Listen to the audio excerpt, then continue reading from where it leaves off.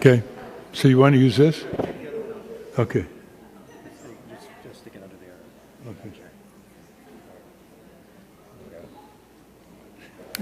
Okay. Simple as that. All right. Good. Okay. The photographer would like to get a picture with us.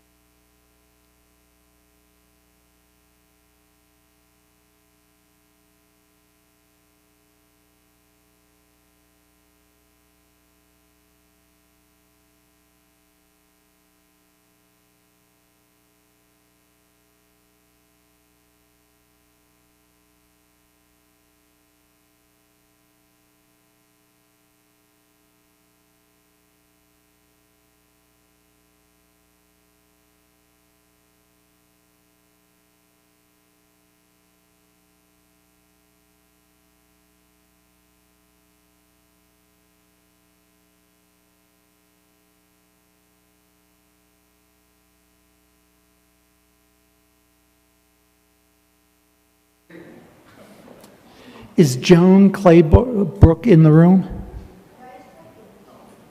No, not yet. Okay.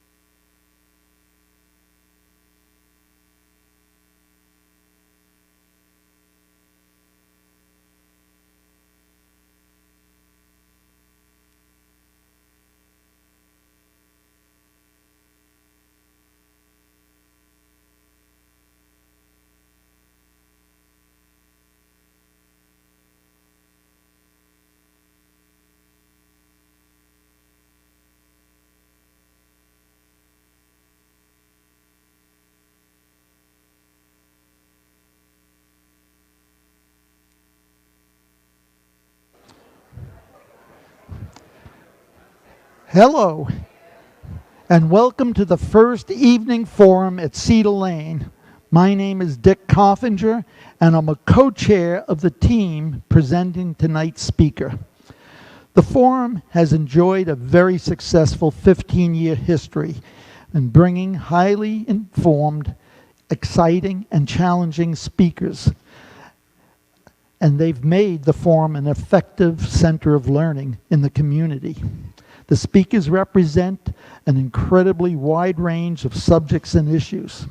We've had Alice Rivlin on the national economy, Ed Mierzwinski from U.S. PIRG, and who worked with Elizabeth Warren to get the Consumer Financial Protection Agency approved, Aaron David Miller on the Middle East, Chris Van Hollen on national politics, and Neil Caparaso from the National Cancer Institute on cancer and genomics, among many, many others. The limiting factor we've had in reaching people in the community was the size of the venue and available parking, since the Sunday morning forums are held at 10 a.m. between the church services. Thus, we formed the evening forum to be held one Sunday each month. Upcoming Sunday morning forums are going to be Who's Stealing the Vote, with Jennifer Bevan Dangle, Executive Director of Common Cause Maryland. She'll be here on September 18th. And on September 25th, we have Dr. Lita Proctor, the coordinator of the NIH, Microbiome Project. Her talk will be on you, your microbiome, and your health. This fascinating new area of medical research offers implications for diabetes, autism, MS, obesity, the list goes on. The next forum, evening forum, is on October 16th. And it's going to be a really, really huge event with Mark Fisher, senior editor at the Washington Post. He'll be talking about his new bestseller, Trump Revealed, an American journey of ambition, ego, money, and power. And if you're interested in keeping informed on our future programs, please leave your email address on the Keep Me Informed sheets at the back of the room. There's clipboards on both sides. Thank you. Now, you know you're getting old, or in my wife's case, more mature, when you distinctly remember when a book came out and it was 50 years ago. Unsafe at Any Speed introduced Ralph Nader to the national scene, and he's never left. Every time you get into a modern car, you're safer because of his work. And that's just the early tip of his endeavors. He founded or inspired over 50 different groups and organizations.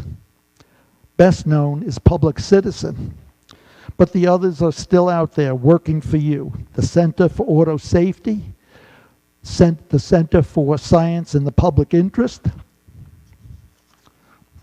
Clean Water Action, and the many public interest research groups, to mention just a few.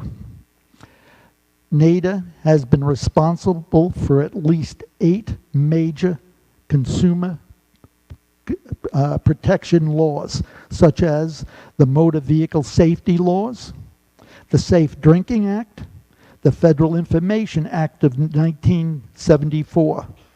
He played a critical role in the launching of federal agencies such as OSHA, EPA, and the Consumer Product Safety Administration.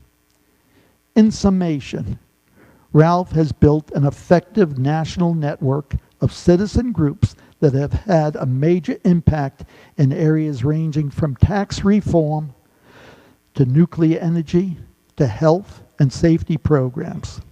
The ultimate goal of this movement is to give citizens more rights and remedies for resolving grievances and for achieving a more just society.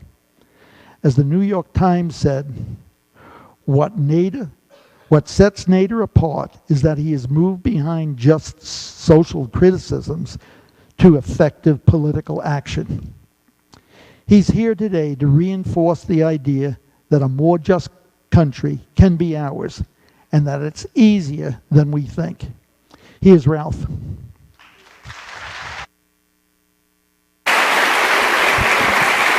Thank you. Yeah.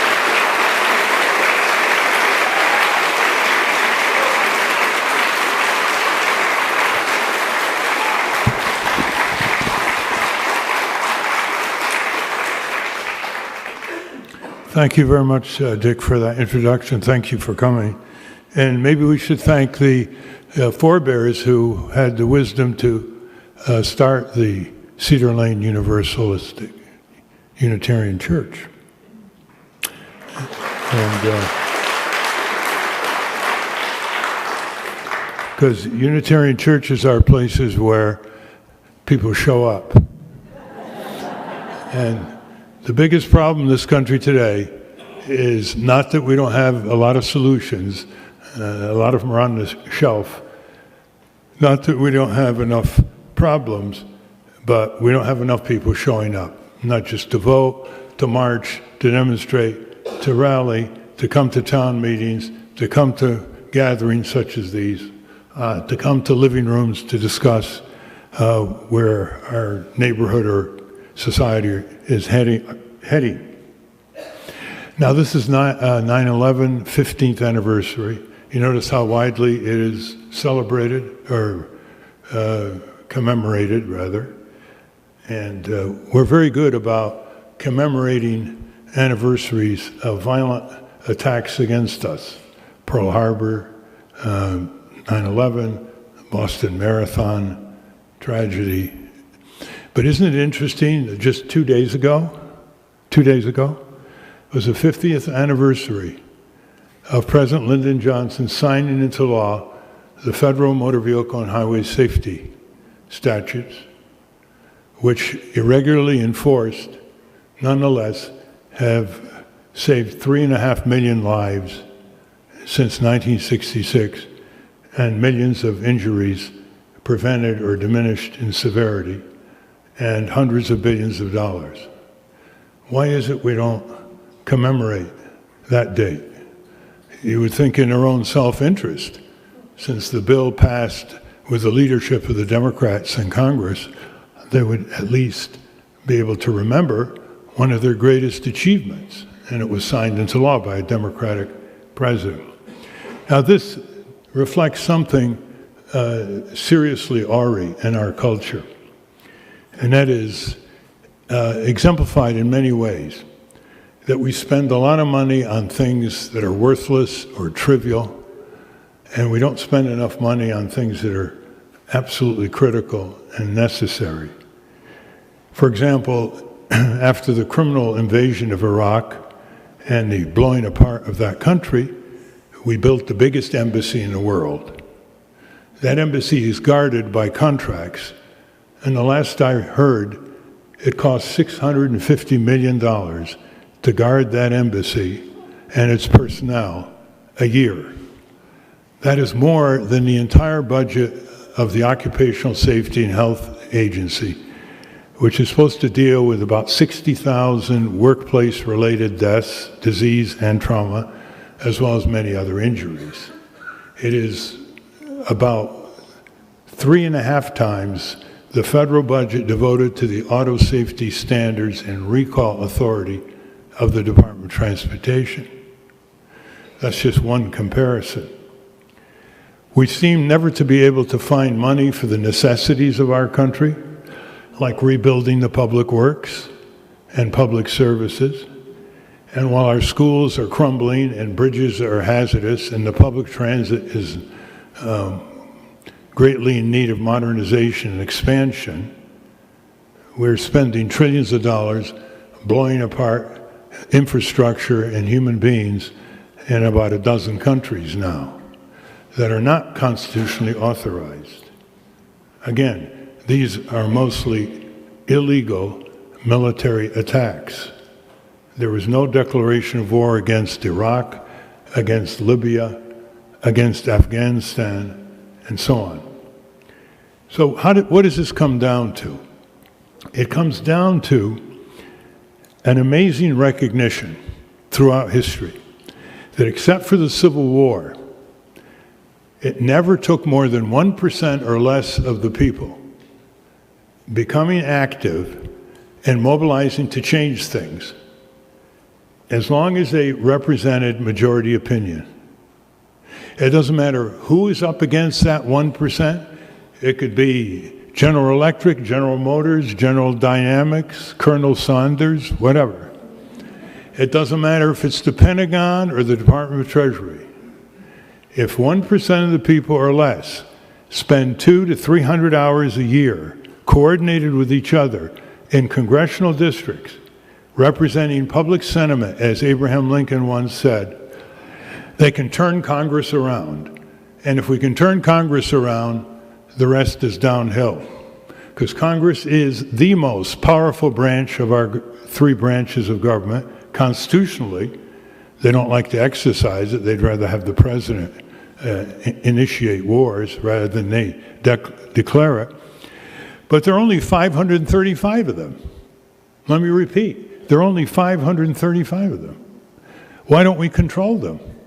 Why do 1,500 corporations, give or take, control over 2/3 or so of the members of Congress? They don't even have a vote. As Warren Buffett once said, we're 300 million people. Why can't we control 535 people on Capitol Hill? The answer is very simple. It's because we don't try. Because out there in the congressional districts, apart from single issue people, like reproductive rights, gun control, etc., apart from single issue people, the massive problems confronting the country, domestic and foreign, local and national, have almost no organized constituency among the voters. I can say this without even citing a study. There are more people hours spent by citizens in this country watching birds than watching Congress. And that's a very nice hobby, watching birds, healthy. Serious bird watchers elicit awe from me. They get up at dawn, they go into the marshes, they've got their pads, their pens, their cameras, and they're extremely communicative with other bird watchers because they're counting scores. Now, how many Congress watchers do we have? Well, let's throw around a few issues. The biggest budget in the United States is the Pentagon budget. It runs $650 billion to $800 billion, depending what you count. But it's about half of the federal government's operating expenditures. Half. And no more Soviet Union. Half. It is the only federal agency that is violating a 1992 federal law requiring it to submit to the U.S. Congress an audited statement of its expenditures. All other agencies and departments have to provide audits, or at least the material for the Government Accountability Office to conclude the audit. But the Government Accountability Office every year reports on the agencies to the Congress, 535 people, and concludes, we've looked over the Pentagon. The Pentagon has not supplied us with accounting data so we can understand how, when, where it spends its money. Now, this is not just a technical issue. Some of you may have heard a report years ago that in the first 9 months in Iraq, the Pentagon could not account for $9 billion with a B. The Air Force has been known to buy billions of dollars of spare parts because it doesn't know that it has those spare parts in some of its warehouses around the world. And of course, we've all heard of the Pentagon audits exposing all kinds of cost overruns and the misbehavior of the military contractors. Now, you would think that this would be of interest to some people in this country to the point where they at least organize a civic hobby in each congressional district watching the Pentagon so that it obeys federal law. Every Secretary of Defense said there should be an audit. Every chair of every relevant congressional committee says there should be an annual audit, but there isn't. Now, I was looking to see how many people in this country as citizens, you know, people do a lot of things in their spare time, right? I mean, they have hobbies. People collect stamps, they collect coins, they collect old cars, they play bridge, they play poker, they're in bowling leagues, all kinds of hobbies. The average hobby is 200 to 500 hours a year, people spend on it, and $200 to $500 a year in terms of money, because hobbies cost money. So how many people you think in this country have decided they are going to have a Pentagon audit watchdog hobby?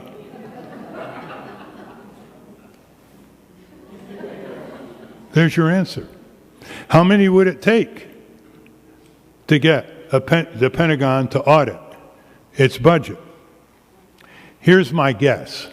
Since about 98% of the people in this country think it's a pretty good idea if you're going to spend $650 billion to audit, you got public opinion on your side. I don't know anybody in the Congress, even in the pockets of Lockheed Martin, who dares to say publicly that the Pentagon should not be audited.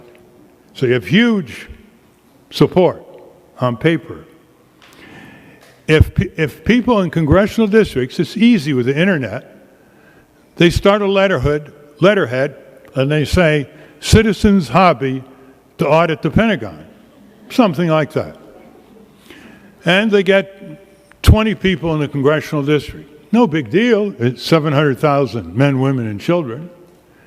After all, that money that's wasted could refurbish your local school. It could rebuild your local library. It could improve your public transit. It could create good jobs that can't be exported. So it isn't something, out there. It's how we spend the tax dollars. 20 people in each congressional district, linked by internet, can then develop a strategy on each senator and representative. I've suggested that they create something called the citizen summons to senators and representatives, where the citizens summon your senator and your representative to a town meeting where you establish the agenda, you have your own experts, and the senator and representative is sitting there, and you're up here. Citizens are here. The member of Congress is duly instructed to do homework before the date of the town meeting. You provide them with materials if they can't get them themselves from the Congressional Research Service. And you basically go through the whole drill and you say, do you disagree or do you agree? And they're not going to disagree. Are you going to introduce or co-sign a bill? When do you think we can have the first hearings before the Senate Armed Services, House Armed Services, and other relevant subcommittees? And if you can't tell us now, we will summon you to a meeting within 2 weeks so you can tell us. And if they balk, read them the preamble to the Constitution. It says, we the people. It does not say we the corporations, and it does not say we the Congress. The people are sovereign. Now, can anybody stop anybody from doing that? Is that really, as they say, rocket science? It happens to be a lot of fun. It happens to give people who have time on their hands meaning for their life. It happens to allow the older generation to teach the younger generation that's having a hard time looking away from its screens that there's something other to do in life when you're not working than text messaging, silly gossip, and foolish questions. Where are you? You turned the corner. Okay? Now, this is just one example. The fields of justice are full of opportunities. Full of opportunities. Let's take one that I'm sure we've all experienced. Motorcyclists roaring past us without helmets. Fortunately, in Maryland, I think you have to have helmets. 23 states require helmets. The rest do not. The federal government once said you're not going to get highway aid if you don't pass a helmet law. And then Senator Cranston from helmet-free California repealed it, got it repealed. And so all these states started responding to the, I wouldn't even say the majority of motorcycles, just a very tough minority of motorcycles surrounding the state capitol. Now, there are over 5,000 deaths a year from motorcycles, crashes. And the evidence is crystal clear. In the states where helmets are required, the death toll is much lower than where the helmets are not required. Not to mention the hospitals, the family anguish, the neurosurgeons, the cost, the pain, and all that goes with it. Now, what would it take for someone, a few people in each congressional district, and I'm sure you could get some good neurosurgeons behind you on that. I've talked to them, and they're just totally appalled when they have to deal with the brains spilling out in the emergency room and could have been prevented by helmets. So you have good expert witnesses, expert testimony to basically organize to get that job done. Now, I could go through the one area after another where there is a tremendous left-right support on the ground where people live, work, and raise their family. We are told again and again this is a polarized society. Well, because, number one, the two parties thrive on polarization. That's how they distinguish each other. That's how they raise their money. Pro-life, pro-choice, pro-school prayer, against school prayer, and so on. The media, of course, loves polarization because it's conflict, it's static, and it's always there because it's heavily ideological. So they don't have to keep learning new things. It's easy on their mental capacity. You can ask the same questions decade after decade. All right. Now look at the areas where there is left-right support. And again, when you look at it, it's important to say, where do you look at it? If you look at it in the think tanks here, if you look at it in Congress over there, state legislatures, they reflect a polarization. They're conservative, they're liberal, they're red state, they're blue state. That's just the way the country's campaign cash and other apparatus to divide and rule us, which goes back thousands of years, right? I mean, the few who rule the many, their chief tactic is divide and rule.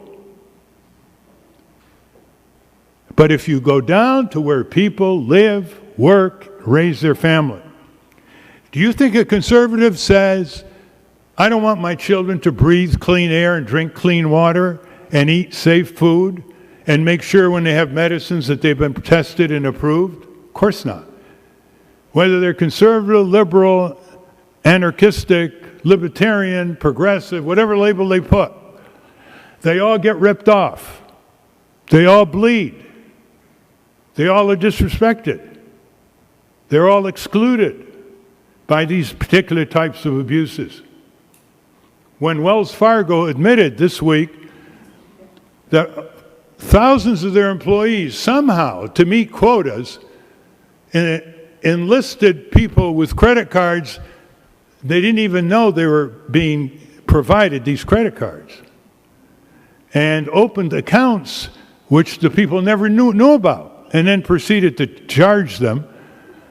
And the Wells Fargo brass fires 5,500 employees because of this, and then says, but we have 250,000 employees. Let's keep it in perspective. Do you think that they discriminated between ideological customers? Anybody they could rip off, they ripped off. It's called indiscriminate injustice. Most of the headlines about injustice is in discriminatory injustice. Police violence against African Americans, people excluded because of their skin in terms of voter suppression, and so on. But it's when we get into the much bigger area of indiscriminate injustice that we get left-right support. Now, let's just give you a few quick examples of left-right support. And I've written a book on it a couple years ago called Unstoppable: The Emerging Left-Right Alliance to Dismantle the Corporate State. By the way, I understand Unitarians read. And there is a report in the science section of the New York Times about 3 weeks ago that says, read books, live longer. It's a scientific study. Readers think, thinkers read. Now look at the left-right support just in terms of public opinion. Before we ask how much of it has gone operational, how many times have conservatives, liberals locked arms and moved to change things? Let's just use the public opinion. Civil liberties, left-right critique of the Patriot Act, getting into your medical files, your library files, being able to search your home and not tell you for 72 hours, and on and on. Big left-right opposition to that, as well as other civil liberty issues. Criminal justice reform. Why do you think 15 states have already passed laws reducing some of these outrageous jail terms for juveniles who are caught with a little drug here and there, street drug? That occurred because conservative and liberal legislators made it happen. And once liberal and conservative get together, it's an unbeatable political force. Crony capitalism, or what we call corporate welfare. Hundreds of billions of dollars a year for bailouts, handouts, giveaways, subsidies, tax escapes in a whole bewildering number of areas. In fact, half of what the federal government does touches on what they give away to corporations. Inflated contracts. Did you know, for example, we're the only country in the world that essentially gives away its hard rock minerals on public lands? Gold, silver, molybdenum. Any company in the world, foreign or domestic, under the 1872 Mining Act, which has never been changed, can come on our public land, discover hard rock minerals like the Canadian gold company Barrick did a number of years ago in Nevada. And it discovered $10 billion worth of gold. And it took its geologists, Department of Interior, held up the 1872 Mining Act. The government had to give them patents to 1,050 acres. And they got $10 billion worth of gold with no royalties back to Uncle Sam for $5,500. Not bad. No other country in the world, developed or undeveloped, comes close to that kind of giveaway of our natural resources. There are 180-foot spruce trees in Alaska in the Tongass Forest. When I last looked at it a number of years ago, these taxpayers built the roads. The private timber companies used our roads. They would cut down 180-foot Spruce Street, you can imagine how old it was, for the price of an Alaskan cheeseburger.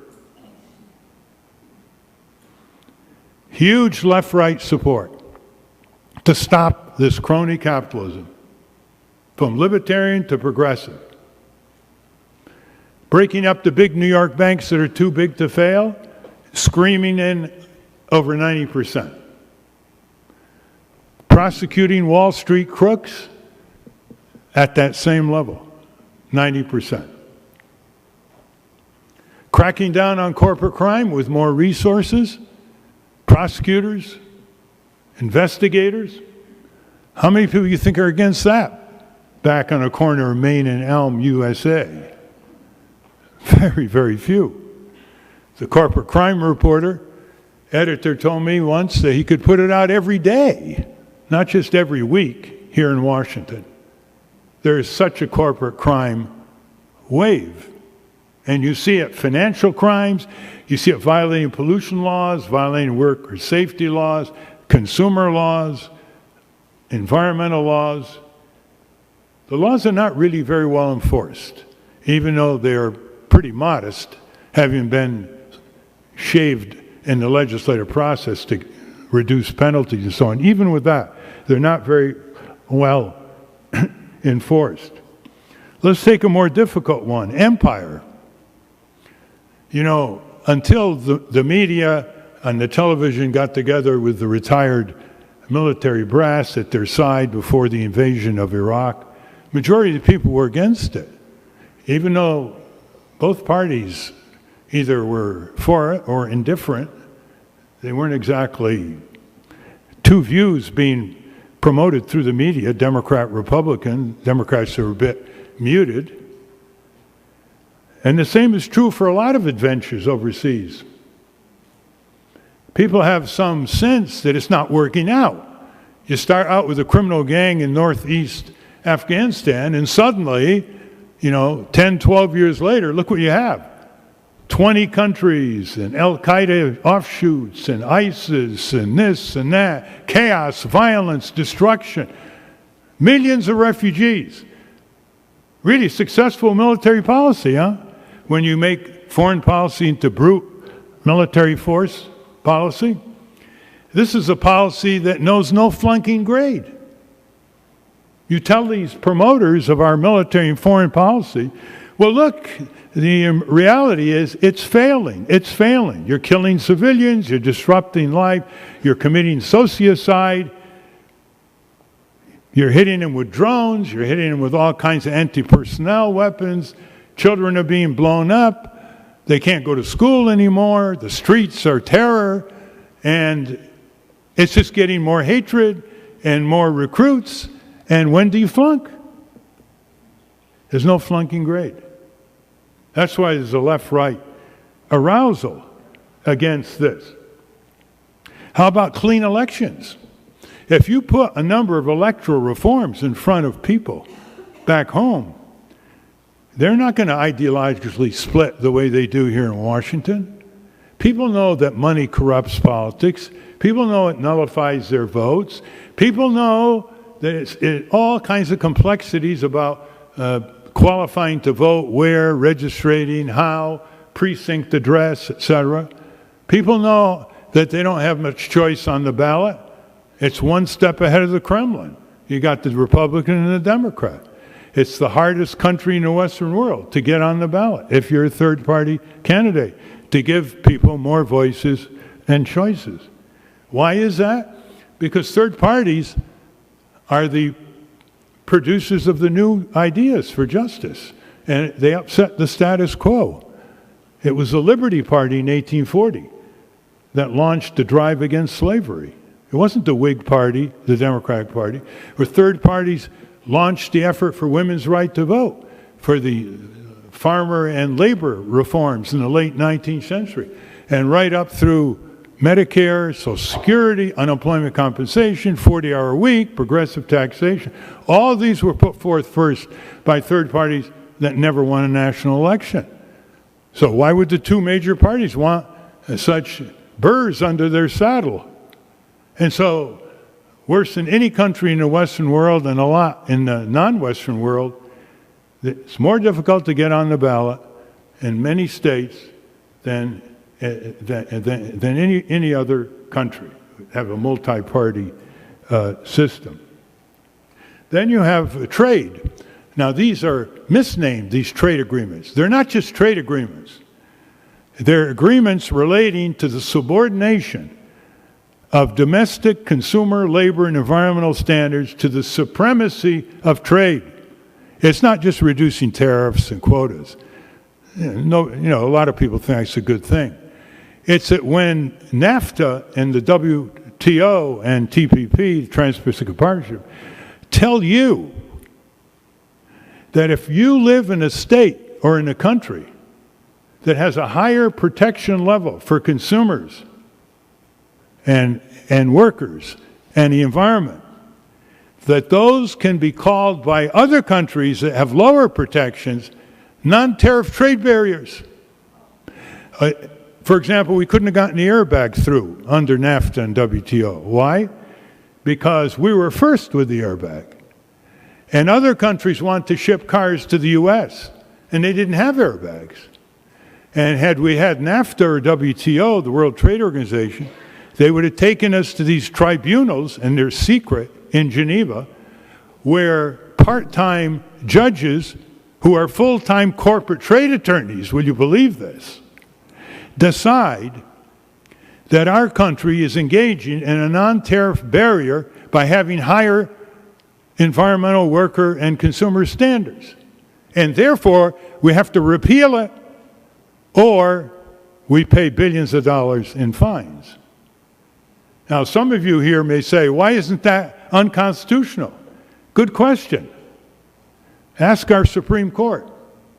It's because we enter into these agreements and we can get out in 6 months.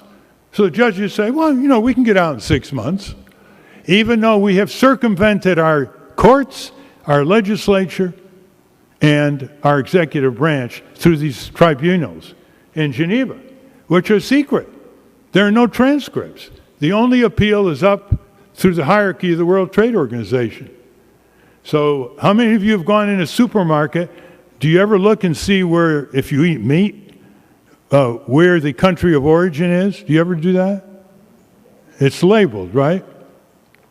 Well, no more, because a couple of countries, I think it was Brazil and Mexico, but don't hold me to it, took us to the tribunal in Geneva and said, that label's discriminatory against imports of meat from our countries, exports to the U.S. And the corporate trade lawyers, AKA temporary judges, agreed and said we either had to repeal the requirement that Congress passed to label country of origin, so you know it came from Canada, Japan, South Korea, Mexico, U.S., or pay up to $1 billion in fines. Now you know why there's a left-right support, because they sense it's a loss of sovereignty, it's a loss of self-control. What do we have 3 branches of government for? And it's a loss of jobs, hollowing out whole communities in this country after we're told that trade is a win-win proposition. But the remaining facts never seem to bore it out. We were told, for example, that the South Korea trade agreement was going to increase U.S. jobs. It's lost almost 30,000 jobs and billions of dollars of trade deficit. It doesn't matter what the evidence is. You think Trump's the only guy who disregards evidence? Welcome to Washington, D.C. Where do you think he learned it from? Watching the programs on Sunday. There is just a few quickies. Big left-right support for direct democracy, initiative, referendum, recall. Half the states have it. Half the states, mostly east of the Mississippi, do not have it. Investor power. The biggest wealth in the country is owned by we the people. So let's start with shareholders, mutual funds, and pension funds. They own the majority of stock of the companies in the New York Stock Exchange, General Electric, Ford, whatever. And they don't have any power. They're like puppets. They don't control their hired hands in the executive suite.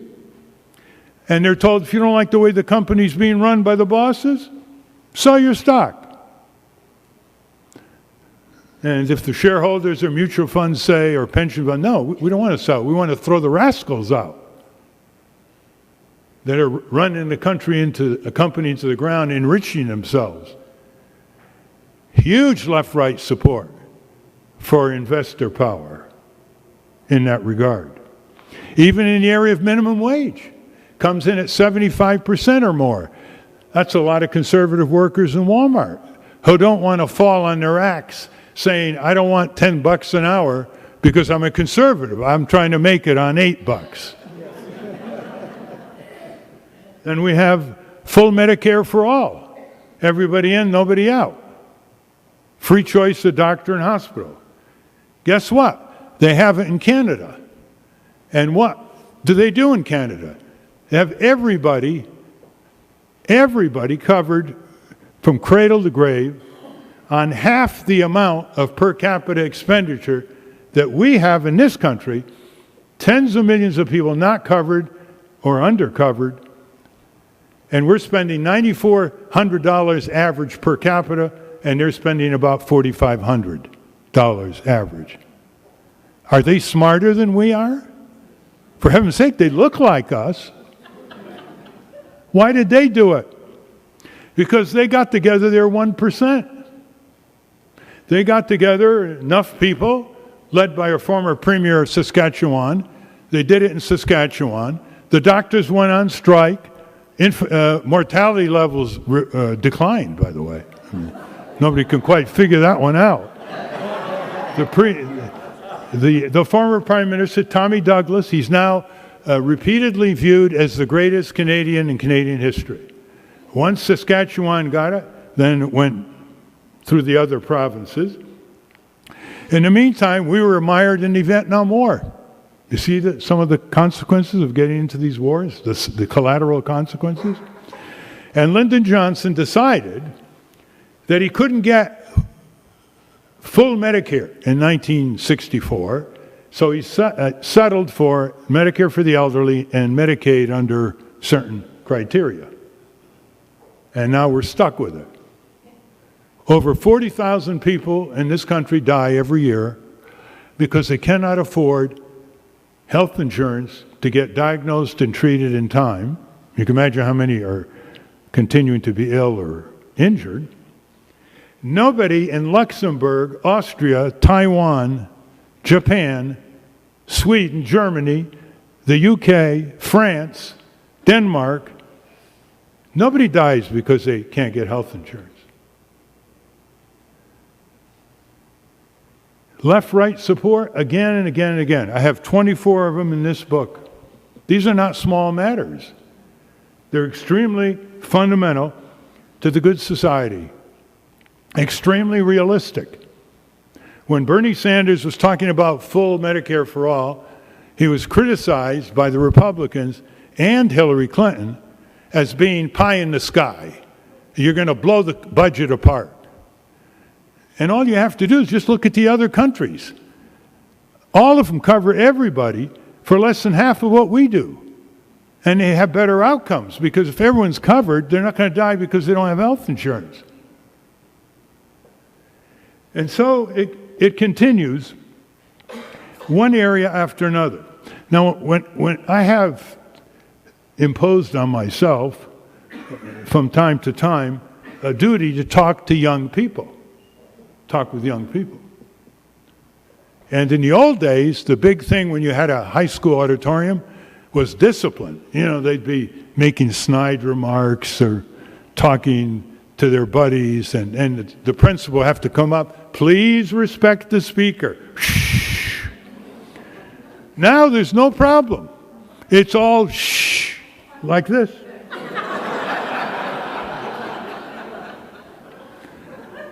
So you have to engage in question technique.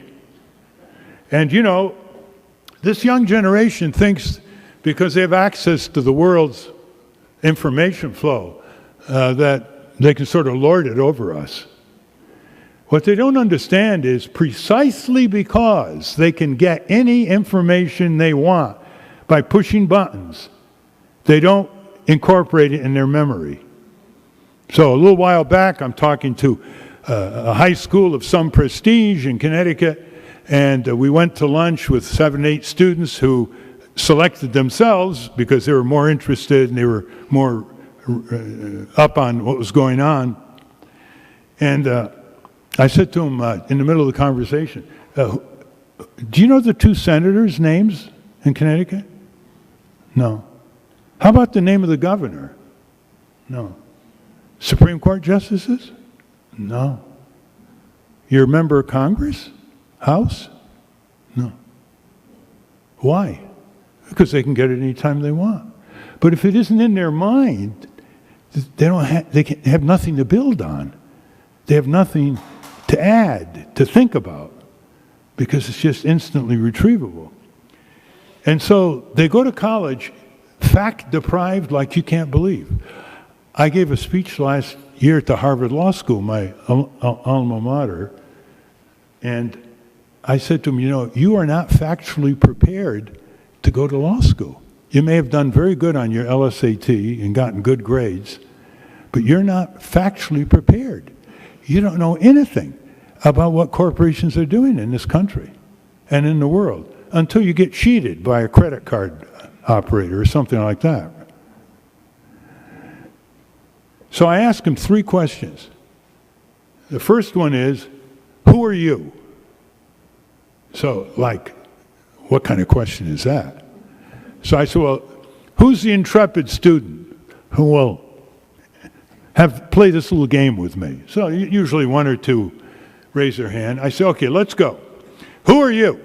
And they give the name, Jane Doe. Okay, who else are you? And they say, I'm a student at so-and-so high school. Yeah? Who else are you? I'm a tennis player. Okay, keep going. Who else are you? Well,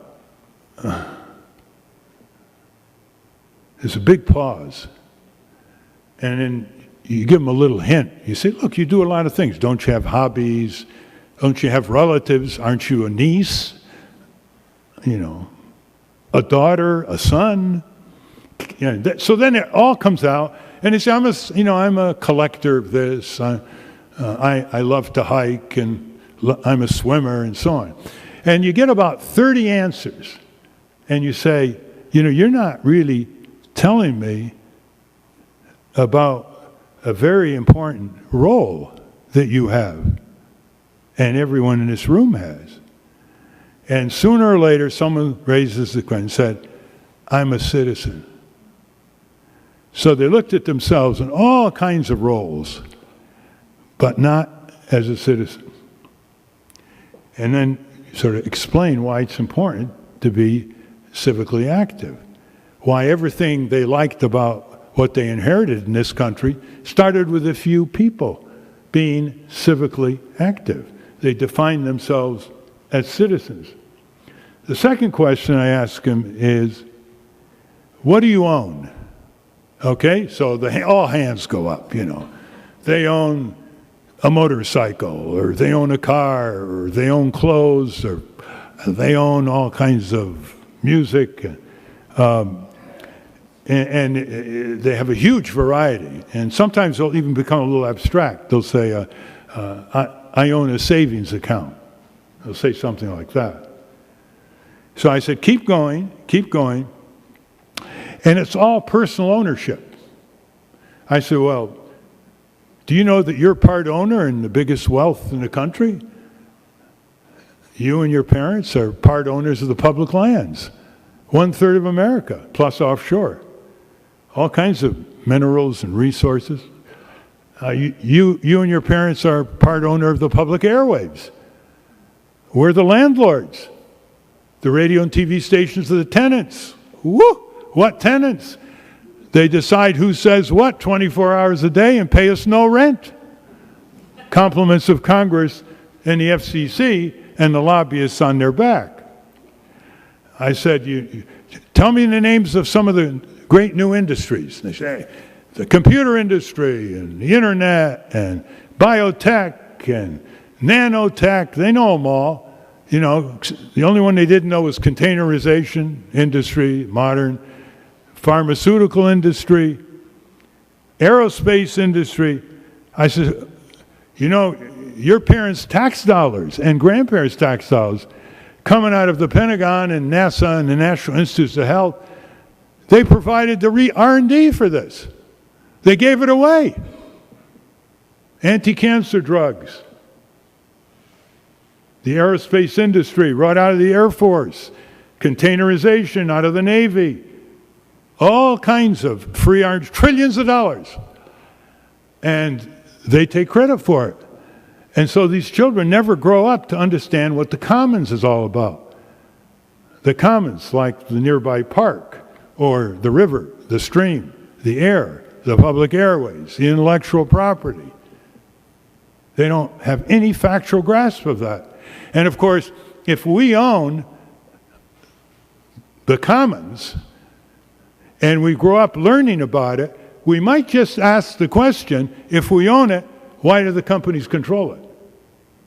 Why do they get our natural resources free, or for bargain basement prices? Why do they use the airways free?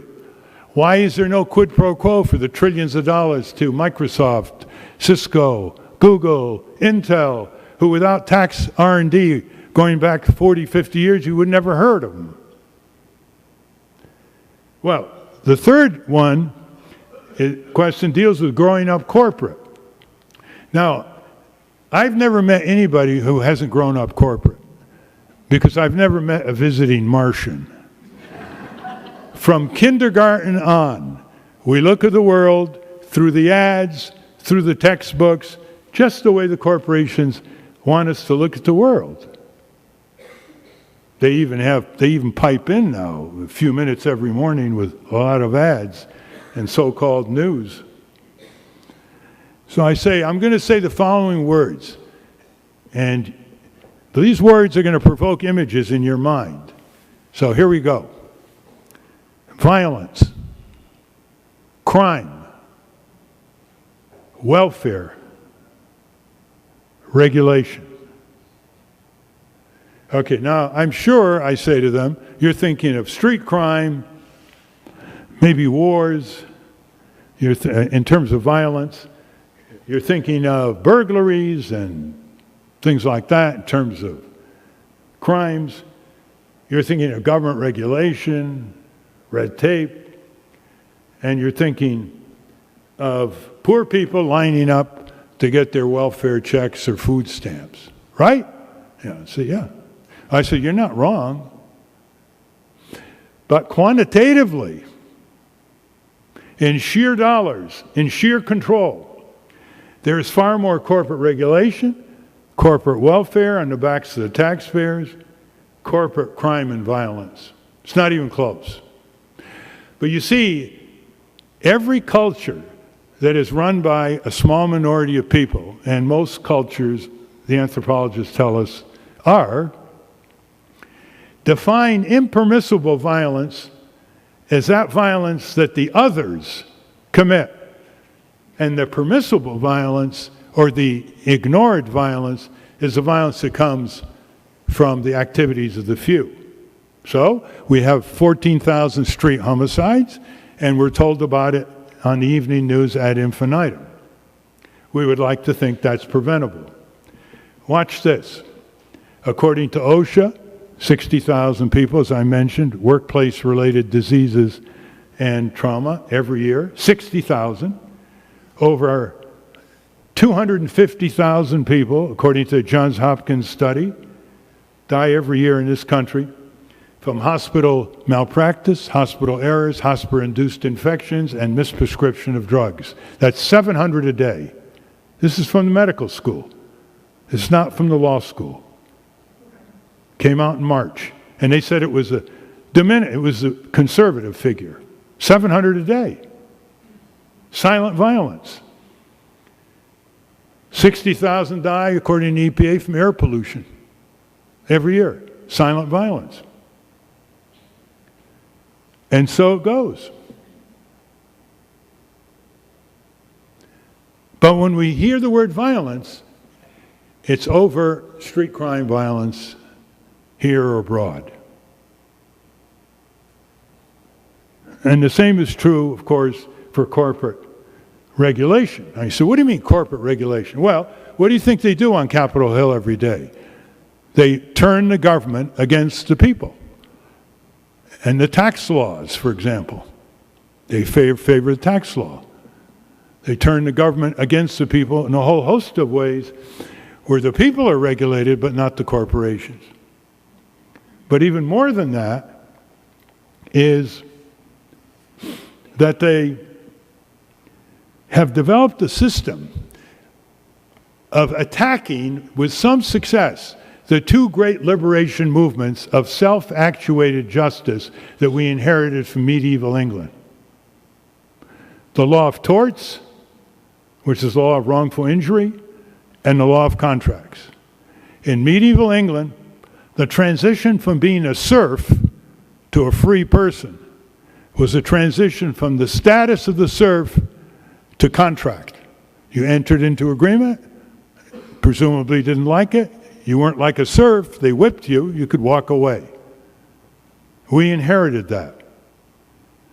The law of wrongful injury, when someone in medieval England injured somebody, beat them up or whatever, the victims and the next of kin had two choices. They accepted it and didn't do anything, or they initiated revenge. So along came more sensible people in England and said, no, we're going to have laws of wrongful injury, assault, battery, and a court of law with a jury of your peers. That was brought over and elaborated. But you see, that's self-actuated. You don't have to ask people's permission for that. And the corporations didn't like that. So they started ensnaring you in fine print contracts that no one can understand, and that having the fine print prevented you from going to court, having a trial by jury, it's called compulsory arbitration, and doing things that vitiate the very notion of a meeting of the minds voluntarily to enter into a binding agreement or contract. For example, unilateral modification is part of a lot of these contracts with the credit card companies, airline companies, hospitals, installment loan payments, mortgages, etc. Unilateral modification means that you have agreed in advance to any changes that the vendor inflicts on you. And so how many of you have noticed that in your frequent flyer program, Delta, for example, they can, well, it's 30,000. No, we'll take it to 40 to get a round trip, 50 to get a round trip. Because they say that in that fine print, you gave them the right to alter the contract unilaterally. Now, these are the two pillars of liberation. You don't have to ask permission. And they're taking it away from us. And nobody's teaching it in the schools or in the colleges. And they hardly go to that level of generality in the law schools. They're in the weeds of tort and contracts. And they only spend 2 hours in law school in the contracts course on fine print contracts. And yet 99% of the contracts we'll ever sign are contracts where we sign on a dotted line or click on the computer. We don't even see the contract. We try to get it and they keep it from us. They give us a little summary. That is why I say that our country is under the yoke of the corporate supremacists, and that we should never tolerate giving these corporations as a legal entity all the rights that we have as people, giving them the rights of personhood. And to turn this around is a piece of cake. It's a piece of cake. It's less than 1% of people organizing around a major agenda in every congressional district and being a watchdog of Congress hobbyists. They volunteer 200 to 500 hours a year, and they put $200 to $500 they raise or contribute to open up 2 full-time offices in every congressional district with 2 people in each office representing you while you're working and doing other things, with coordination around the country on 535 people. Piece of cake. You say, Nader, stop being pie in the sky. What are you talking about, piece of cake? There are people in this audience who regulated the auto industry. There never were more than 10 people. They had the majority of people behind them. They went up to Capitol Hill. They went to the media. At that time, the media was serious. They got 6 reporters to keep reporting on the bills and the lobbying and the struggles. Drew Pearson was one of them in the Washington Post. And they would have occasional people around the country helping out with a stubborn senator or representative. But it's a fraction of 1%. And we got these laws through the air pollution law, the water pollution law, the Free Information Act, the Product Safety Commission Act, the Flammable Fabrics Act, the establishment of OSHA, NHTSA, EPA, right? We got them in that 1966 to 1974. And what do you think happened? The corporations became very resilient. They said, we're losing. And so they beefed up their lobbying. They poured the money in. They went on TV with the ads. They got the U.S. Chamber of Commerce, which we call the U.S. Chamber of Horrors, involved. And they began electing their people. They began replacing good senators who retired or defeating representatives. Where were we? Back home. We were coasting. We thought, well, you know, this is not a bad Congress. Look, they're doing this and this. And they read the headlines and they see the air getting cleaner. We were coasting. We weren't organizing to counterattack the counterattack of the corporations. And that's water over the dam. The trouble is, there's still water coming to go over the dam. And that's why we start with the simple proposition that the main instrument of our democratic society, the main instrument of our democratic society to change this country is what? It's the Congress. That's the main instrument. We recapture Congress, and it turns around the federal government. It gets the media. The media cannot ignore Congress, congressional hearings. We can have all the news conferences we want. You start with the Congress. You start with the civic summons to the members of Congress. You reassert the sovereignty of the people. In every congressional district, there are community colleges, there are colleges, there are social studies teachers, there are neighborhood leaders. There's all kinds of talent. But if it's not organized and focused, forget it. It doesn't have an impact. One lobbyist from tobacco company going to Congress has more power. Now, a fraction of the people turned around the battle against the tobacco industry. When we started, 45% of adults smoked. It's now 17%. When we started, students would go into classrooms and they could hardly see their students because everyone was smoking. People would go on airlines. Remember that, right? They would smoke. I once sat down next to a guy who lit a cigar up. I said, what are you doing?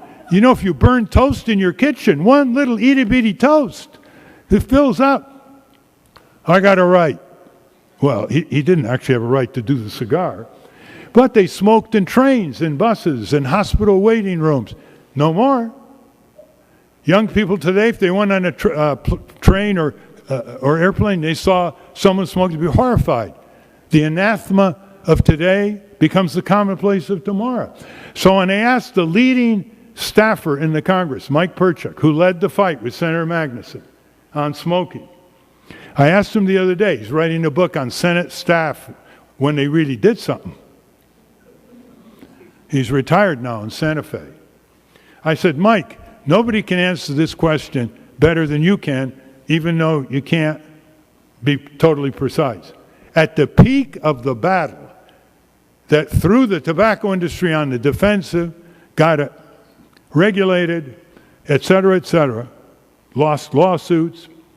How many people in this country were working full-time in the public health and in the citizen arena, medical schools, whatever? Said never more than a few thousand people, up against hundreds of thousands of people in the tobacco industry pushing the other way and putting money into Congress. See what happens when you have majority opinion on the side of the facts with a few people full-time. How did we ever get arms agreements with the Soviet Union? That was a no-no. Are you kidding? The communist peril. Never. Well, then people started marching in Washington and New York, 300,000 people. Ronald Reagan looked out from the White House and he saw some well-dressed Republicans marching. Of all people, he initiated further arms control. And now, as we speak, Russians are here, inspectors. U.S. inspectors are over there monitoring the dismantling of nuclear warheads until they get to the minimum of several thousand that they agreed to from 30, 40,000. What did it take? Now, there's something funny. Maybe you can help us out in the discussion. If someone starts a business and makes raging profits successfully, other people say, hey, that's for me, I'm going in. If someone learns how to throw a football better than others, their athletes say, I better learn that. That's success. Somehow, no matter how many examples you give in American history, going back 200 years, where a few people, backed by public sentiment, turned around the impossible, you still cannot get people excited enough to show up. And those of you who are here are obviously more than average active citizens. You've tried to get people out, right? You've tried to sign petitions. Can you go to the town meeting? Can you go to this rally? It's like pulling teeth, even though they agree with you. Is it television that did it? Is it a sense of powerlessness that we learn in our schools that did it? Is it the screen now?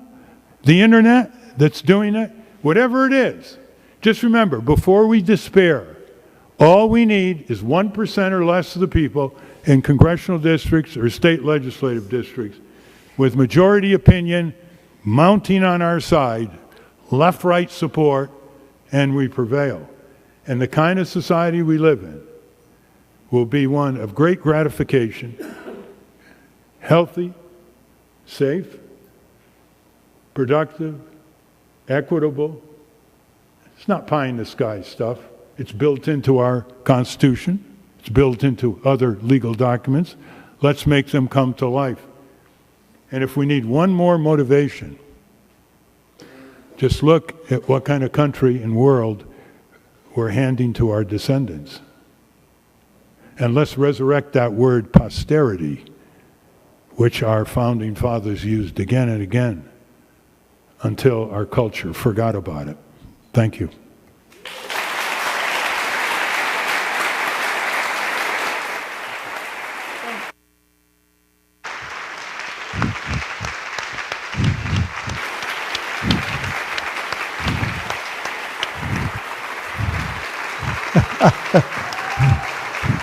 Thank you.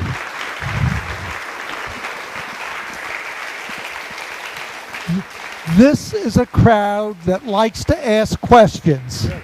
So will you stay around for a few minutes? Oh, by all means. Because, am I on? Yes. There are microphones on Yeah. the outside aisles for anybody that wants to ask a question so you can be heard. Yes, this is the best part of it. We have a book signing out there, and we have 4 days, 2 at Constitution Hall and 2 at the Carnegie Institution at the end of this month, called Breaking Through Power, and we're bringing together the greatest number of accomplished civic leaders on more redirections and reforms ever brought together in American history. And we have to fill the seats. And that is not easy. I was told yesterday Bill Maher filled Constitution Hall with his jokes, his off-color stories, 3,500 people, most of them presumably liberal, and we've got to fill Constitution Hall and these issues, and we can talk about them, but very, very, very briefly. The first day is teaching civic skills by subject matter of the leading experts who've actually done it in America.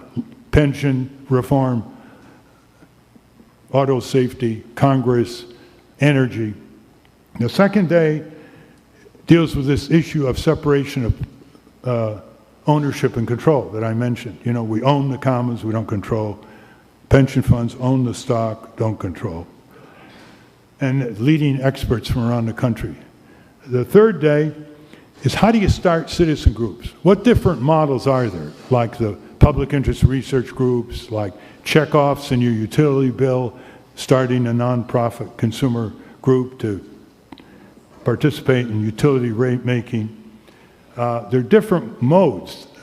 The time dollar issue. How many have ever heard of the time dollar? Well, the creator of that is going to be there, Edgar Kahn. That's where we create a new currency of exchanging hours of voluntary work. So elderly couple has a teenager cut grass, and the teenager gets tutored by the elderly couple in the courses, but it's much more sophisticated than that. And the afternoon is free DC statehood. It's the only capital in the world where people don't have the voting right for members of Congress. And the last days, what I mentioned is torts and contracts, self-actuating liberation rights in our country under great peril. And once people realize that it's being taken away from them, watch out corporations. That's what it's about. So Todd Main is out there. He can explain it to you. He has leaflets like this, and you can have your family, your students, whatever. I'm trying to get the law schools out, for example. I say, look, if there's a big snowstorm in DC, you cancel classes, right? Okay, this is a big civic storm here. So let them out. When we went to school, we said, what do you remember? It's usually an extracurricular event, right? It wasn't something in the course. Okay, can we start? Yes, go ahead. Mr. Nader, thank you so much. I think a lot of us are looking for inspiration at this time. Do you have a single actionable item or a focal point that people can walk away from tonight to direct their energy? Everyone's inspired, but I feel as if some of us need a single next step. Is there a website, for instance, or anything like that you would advocate for us? We have the websites breakingthroughpower.org, breakingthroughpower.org, and the one carry away is to start a Congress watchdog group, and just start it with 10 people. Take it to 20, take it to 50.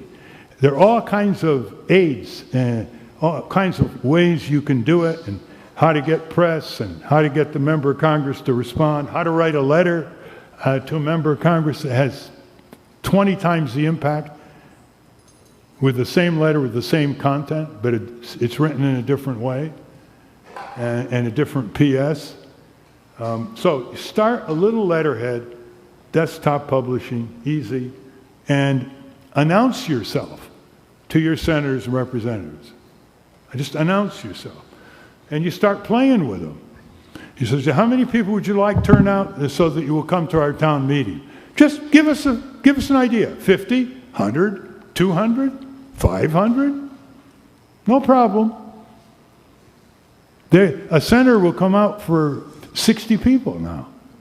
And nobody shows up. We had 2 senators come up in New England, and they called up the staff and they said, look, you know, the senator's busy and respects the citizens, but are at least 30 people going to show up? That was a de minimis, 30 people. Start with the letterhead, read up about Congress, what others have done successfully in past years, and it starts a club. It's a Congress Watchdog Club. And then you start with the agenda. You'll see how fast it spreads. You know, when you have mass rallies on a weekend in Washington, D.C., the members of Congress aren't there. And the press isn't there for the most part. They'll give you a photograph. And so at the end, there's just debris, and it's sort of the energy goes into the ether. But when you laser beam it, when you engage in personam lobbying, like a Congress Watchdog Club, it's completely different impact. The most powerful lobbies in our country do not have rallies and marches. Have you ever seen a rally by the military-industrial complex led by the Lockheed Martin band? You think AIPAC has rallies and marches? You think the NRA has rallies and marches? Because they are in personam lobbying on 530 people, their staff, who they know back home, their doctors, their lawyers, their accountants, their beer-drinking buddies, their golf partners, in personam lobbying. That's how you can turn it around. And you outnumber all of them. These agendas massively outnumber the most successful single-issue lobbying. Hi, thank you. You know, I know Colorado has a measure on the ballot this November for state-funded health care for the state. Yeah. And if that were to pass and the legislature there doesn't kill it, how likely do you think it is that that could be a mini Saskatchewan and start a wider spread movement in that direction? Or is there just too much opposition to that?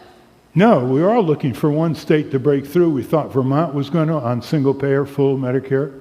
It all depends how full the Medicare is, whether it replaces the insurance companies. And of course, it will be attacked on federal preemption issues. You know, they'll say it's interstate commerce and you can't do that.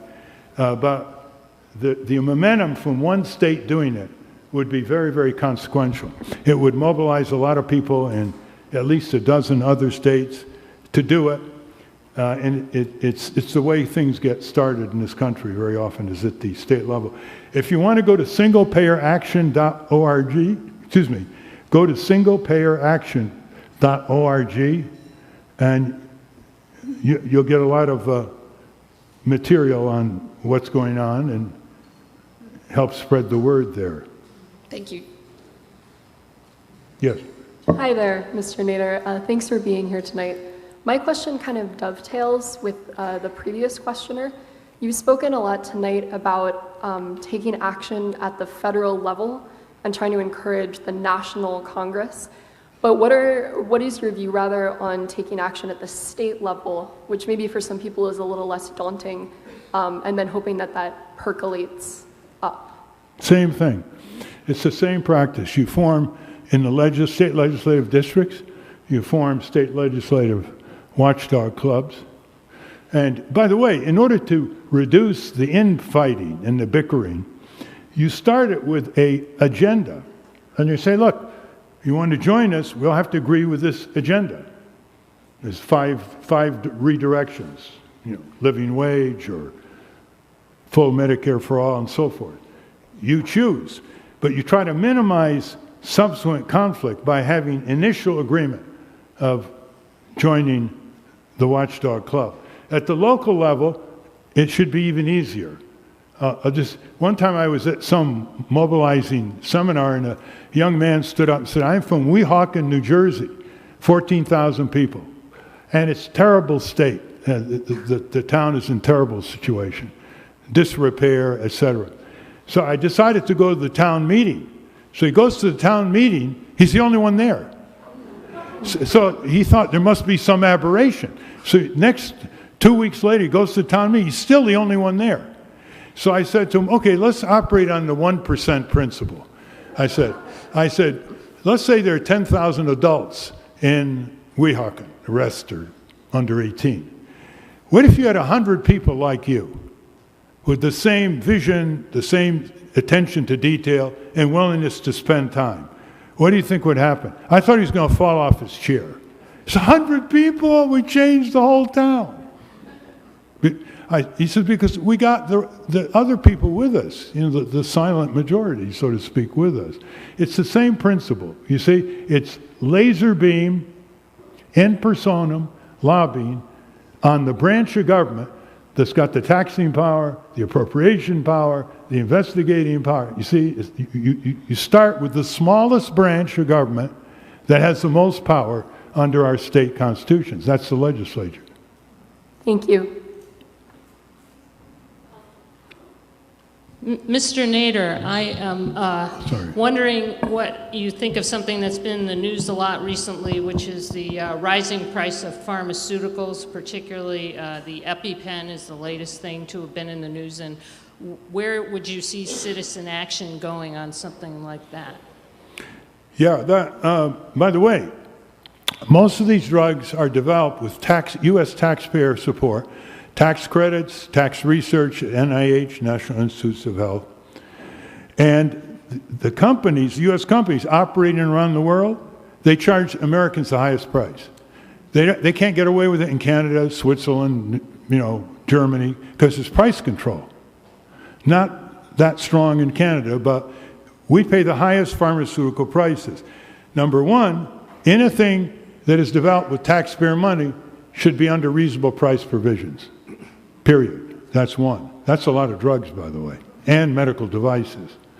Number two, if you get a monopoly situation, de facto, like the Mylan Corporation, right, which, by the way, quit America and became a Dutch corporation to escape taxes. These companies have no sense of patriotism. You want to scare big business, accuse them of being unpatriotic in the land of their birth. They're not ready for that. And you can document it ABC. If it has a de facto, it can be considered an essential service and subjected to price control. And the third is you get rid of the restriction on Uncle Sam bargaining for volume discounts, which occurred in 2004 when Congress passed the drug benefit law that boomed the taxpayer support of drug purchases. They prevented Uncle Sam from doing what the VA does and what the Pentagon does, and that's volume discount negotiating. So those three, that'll take care of it. Another way of taking care of it is for pension funds that are usually workers, start exerting their muscle because they own about 20% of the New York Stock Exchange companies. That's a lot of power. They got to wake up and say, okay, we're owners, let's start creating the muscle of ownership on these out-of-control executives, who, by the way, linked the price increase in the injector to their pay. So that they went up, they had an incentive to gouge you because they made millions of dollars at in terms of the yardstick. No, they're completely out of control. And the beauty we own, by far, the greatest property, the greatest capital, but we don't control it. I mean, trillions of dollars of pension funds, trillions of dollars of mutual funds, trillions of dollars of regular savings. Who owns that? We own it. But they control it. You see how smart the corporate attorneys are? When they realized 100 years ago they couldn't own everything, they said, all right, let the people control it. We'll own it. I mean, let the people own it. We'll control it. If you go to the Health Research Group of Public Citizen, you'll get good information on that. Go to citizen.org. Thank you. They have a newsletter and all things like that. Citizen.org. Yes, sir. Thank you again for your incredible legacy of contribution. I really have a question about how we organize across the ideological divide. Sure. You know, most of us here in this room are not kind of like right in the center trying to figure out what we believe in. We're on one side or another. And we tend to hang around with people who share the same ideological feelings and opinions. Yeah. with each other. And so what you're advocating is that we need to organize with people that we don't normally communicate with. And I'm just trying to understand how you would help us create a blueprint for doing that. That's a very important question. I tried to deal with it in the book because, you know, you're entitled to say, okay, this big left-right support, why isn't it happening? Why isn't it going more operational? Not just, it's already going in criminal justice and minimum wage. And I'll tell you why. It's just what the speaker just said. Both sides do not spend much time with each other, even socially, never mind civically.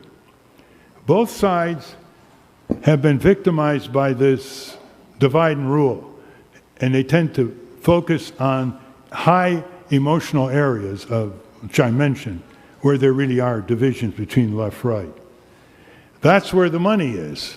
That's where the foundations is. That's where the Koch brothers' money comes from. And both sides can't get over the yuck factor.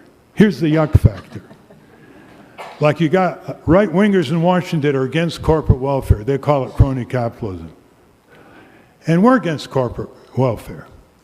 And I try to get some of the citizen groups to meet with people that they totally despise on the other issues, like reproductive rights.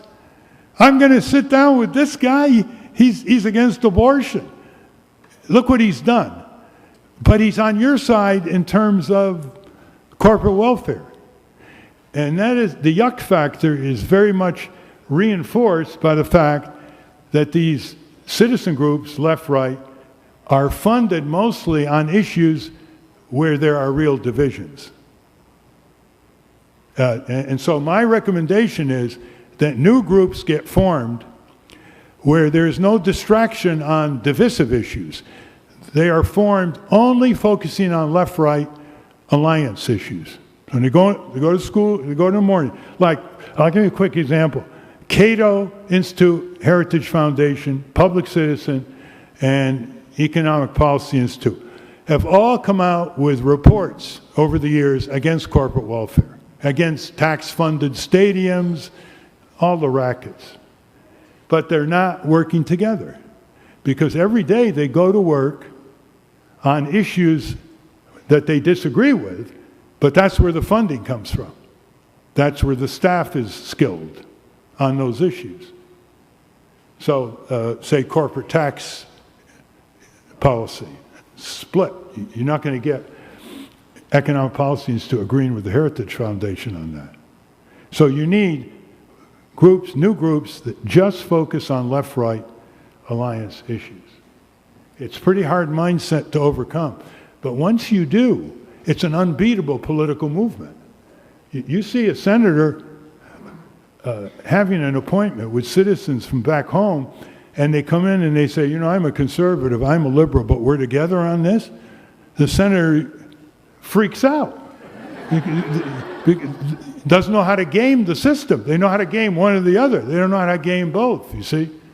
And by the way, we've done this in the past.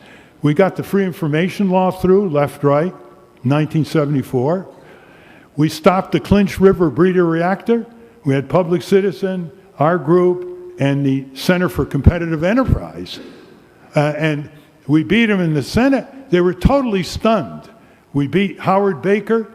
We beat the president. We beat the General Electric and the nuclear lobby by about 6-7 votes in the Senate and stopped it. It was a boondoggle project in Tennessee that was way, way over, wasn't workable, and it was spending money like wildfire. So the False Claims Act of 1986, left, right, against defrauding the government, whistleblower protection. Yeah, yes, sir. I'm going to just see if we can limit it to 2 more questionnaires. And I'm sorry, folks, but we also wanted to go in the back room. We have a cake honoring the 50th anniversary of Unsafe at Any Speed. And it would also be and we'll have coffee and cake, but it'll give you an opportunity to start to group up on some of the issues that you'd like to get more deeply involved in. So I'll shorten my answers. We'll get a few more questions in. By the way, if people often say, how'd you turn out this way, Ralph? I say, I had a lucky choice of parents. And this is the book. It's a bestseller. 17 Traditions, How Our Parents Raised 4 Children in an Industrial Town in Connecticut. And I've had people say, this is worth 20 books by developmental child psychologists. Yes. Could I? Oh. Yes. Mr. Nader, I thank you for your remarks. I was at a hearing of the Public Services Commission in Rockville on PEPCO's proposed rate increase. PEPCO, as you know, is merging with Exelon, this big company, and they want to increase the rates, which might add $13 or so to everybody's monthly bill on the average. And I went to this hearing, and there were just a handful of people who testified. Now, most of the people who testified were against the rate increase, which I thought was very good. Two days later, there was a similar hearing, which I did not attend, in Largo, and I understand again that people showed up and testified. But people can still send their written comments to the Public Services Commission, and I just think this is at the state level rather than the federal level. But I think that would be another one of these types of issues that could bring right and left together in terms of opposing some of the rate increases. Excellent, yeah. And in Illinois, we got a bill through years ago requiring the utilities to put an insert in their bill inviting people to join a citizen utility group with economists and others. Make a long story short, they negotiated with Commonwealth Edison for a $1.3 billion refund for being overcharged without even having to go to court, because they had their own experts, they had their ability to get press, because they're a staff of 10 people. Because enough people filled out the card and sent in $5. So that's another way of, if we're going to give these utilities monopolies, what do we get in return? We should get reciprocity. Yes.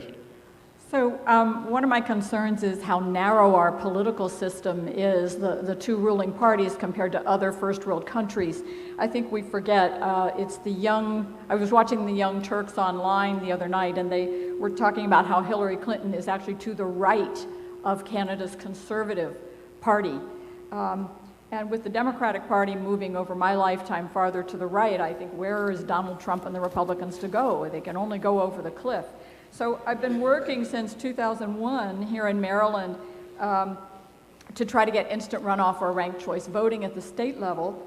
And that's a little bit of a time, not as long as you've been working, but 2001 is quite a while. And the Democratic Party at the state level keeps blocking even this smallest reform that would end lesser evil voting that's part of our electoral system.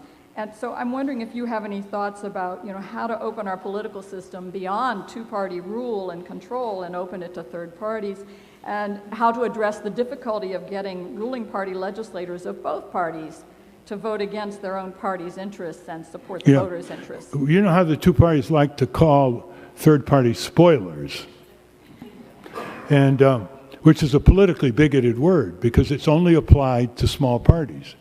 Like, you don't see the Republican or Democrat Party calling each other spoilers. They own the voters. We're not supposed to disturb them. And a way to get rid of the spoiler argument is instant runoff voting, where when you vote, you first choice, second choice, third choice. And until someone gets a majority, your second choice kicks in or your third choice kicks in. So they can't use the word spoiler. I know this is not a good explanation, but one of the reasons why instant runoff voting has never gotten passed is you could never explain it in 8 seconds on a TV interview. But San Francisco has it. There are cities that have it already. Western countries have it. Why are the Democrats and Republicans opposed to it? Because it will get more people voting third party, and if the third party doesn't get a majority, their second choice triggers. I mean, just for example, let's say you want to vote for the Green Party in Maryland, but you don't want Trump to win. And your least worst choice is Hillary. So when you go vote, let's say you vote for Jill Stein, second choice, Hillary Clinton. So if Jill Stein doesn't get a majority, your vote clicks down to Hillary Clinton. And it keeps going until one person gets a majority. And they don't want that, because that will get a lot of people saying, oh, you know, I'm going to have my cake and eat it too. I'm going to vote my conscience for the best person, third party, and if it doesn't work out, the least worst of the two majors get my vote. So they don't want that, because that'll swell the ranks of the third party, even though at the end of the day, the votes get sucked out to the second or third choice, because unless the third party has a majority. I believe it should be like Australia. It's very simple. It's called universal voting. Australia, voting is a duty at the federal level. 96% vote. If you won't vote, you give an excuse, you know, you're sick or whatever. And if you don't have an excuse, they'll fine you 25 or 50 bucks. It goes into the electoral bank.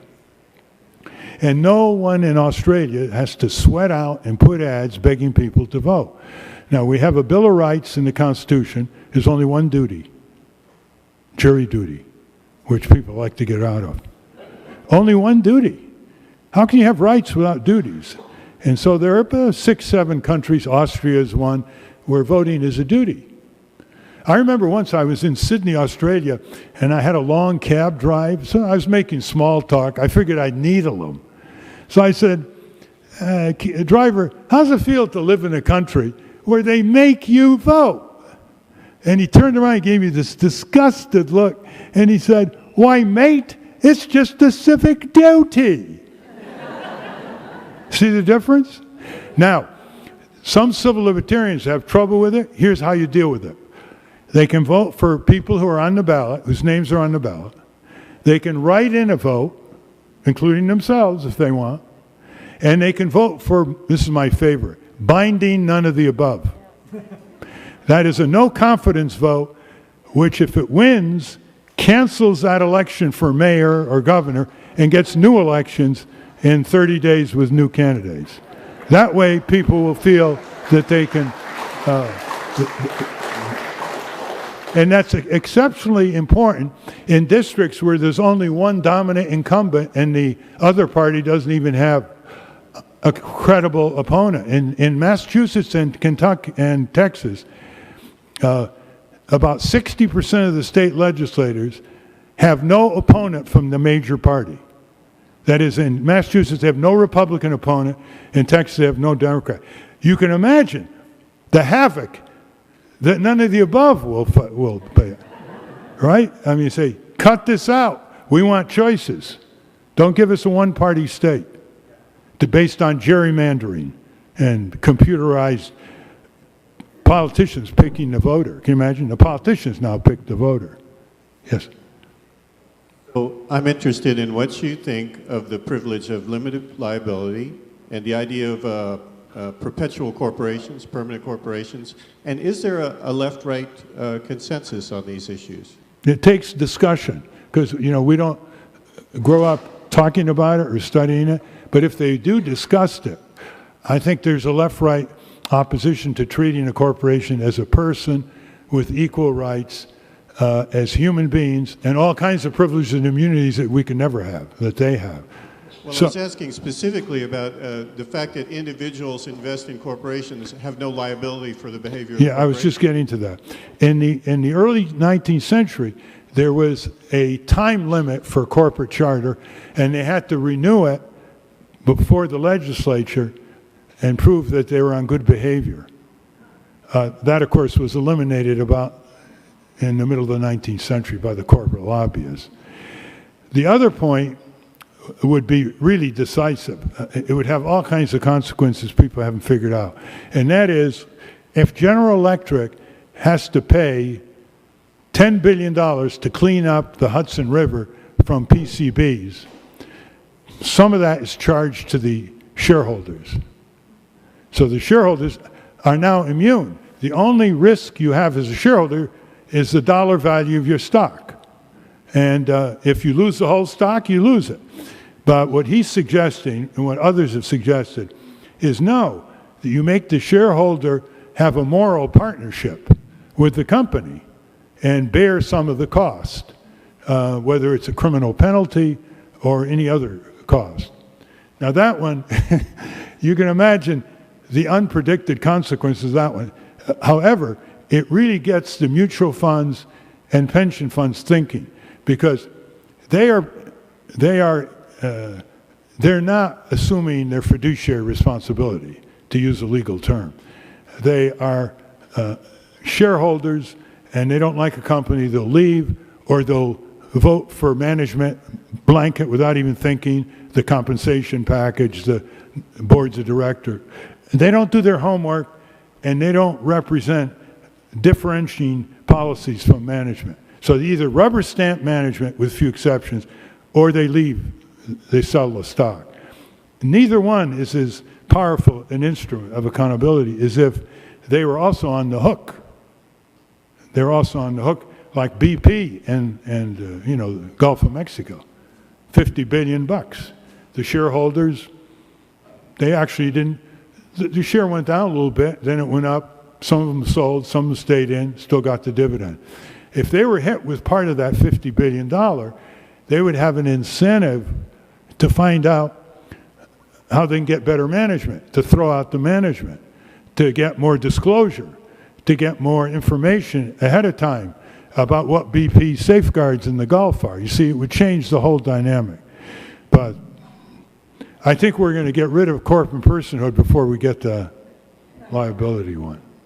And by the way, Are you going to get to sign those books? yes, we're going to sign the books. This is the other book that's out there. It's called The Good Fight, and it has a wonderful rendition from Mahatma Gandhi, who must have been the soundbite champion of the early 20th century. And think of the discussions you can have with his 7 deadly social sins. Each one is 3 words. Think of the discussions you can have with young people. Okay, here are the 7 deadly social sins. Those are his words. Politics without principle. Wealth without work. Commerce without morality. Pleasure without conscience. Education without character. Science without humanity. Worship without sacrifice. And I added 2 more. I was presumptuous enough. Belief without thought. I got this from my dad. I went home one day when I was a schoolboy, and he said to me, "What did you learn in school today? Did you learn how to believe, or did you learn how to think?" And the second one deals with the way these college kids damage their own health, binge drinking. Respect without self-respect. Respect without self-respect. So this is, and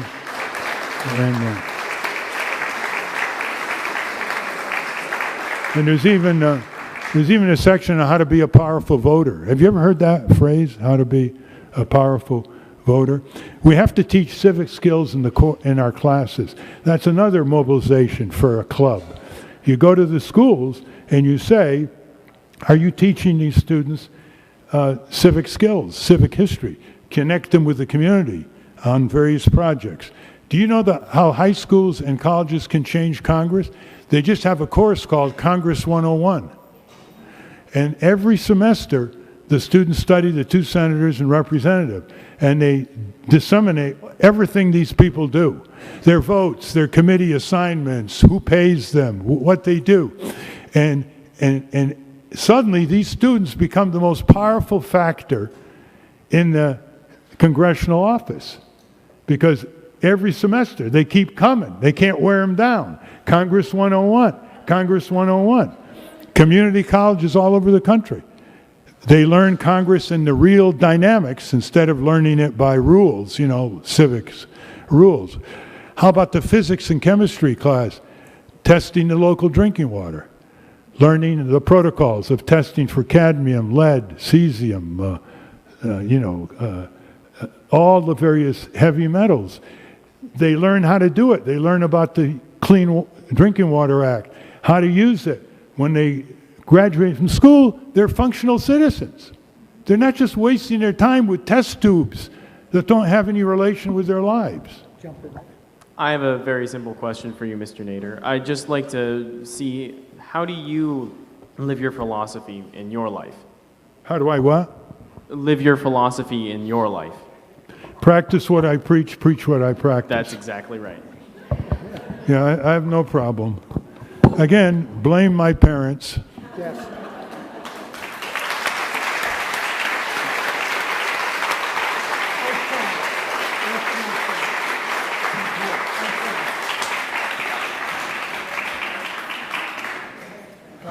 Okay.